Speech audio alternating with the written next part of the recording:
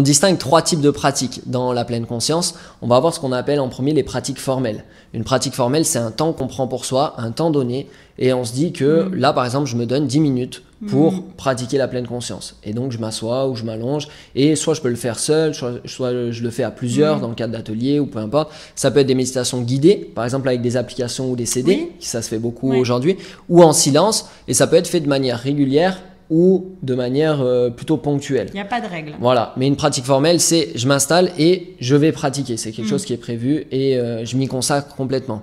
Ensuite, on a ce qu'on appelle les pratiques informelles. Les pratiques informelles, c'est tout ce qu'on peut faire, notamment quand on est, entre guillemets, en attente ou on n'est pas complètement actif. Donc ça va être, par exemple, je suis au volant de ma voiture au feu rouge, je peux simplement prendre conscience de ma respiration, de mes pensées, de mes sensations, de ma posture et de tout ce qui se passe autour de moi.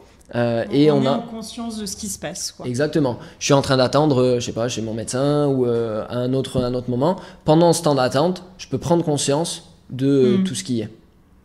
Ça, c'est la deuxième type de pratique, donc la pratique informelle.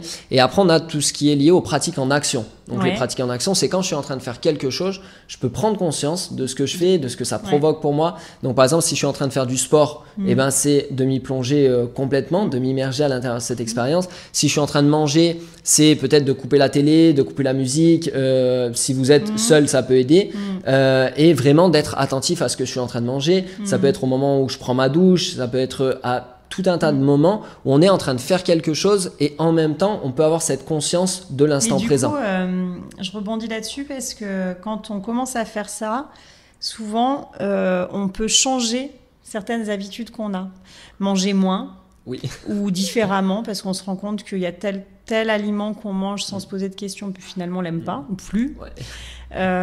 Sur les repas, c'est très intéressant.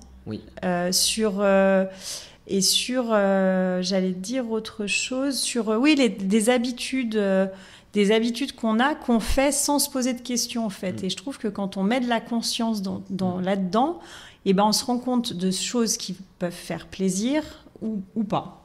C'est d'ailleurs. C'est vrai. Et du coup, ça crée plein de petits plaisirs qui sur une journée changent beaucoup de choses en fait. Je trouve que ça amène à ça aussi en fait. C'était ma petite voilà, ma petite expérience à moi, quoi. Donc, la douche, enfin, un peu importe quand, en fait, c'est ce qu'on disait. Moi, souvent, j'aime bien dire que le but de la méditation, c'est de ne plus méditer. Quand je dis ça, on me dit qu'est-ce qu'elle raconte ? Je dis oui, parce que finalement, le jour où tu es complètement à ce que tu fais, t'as plus besoin de ce temps de méditation, même si c'est agréable. C'est vrai. Ouais, tout à fait. Il y a un proverbe zen d'ailleurs que j'aime beaucoup qui dit vous devriez vous asseoir et pratiquer la méditation 20 minutes par jour, à moins que vous ne soyez trop pressé, que vous ayez trop de choses à faire. À ce moment-là, il faudrait vous asseoir 1 heure. Voilà. Ça, c'est extraordinaire.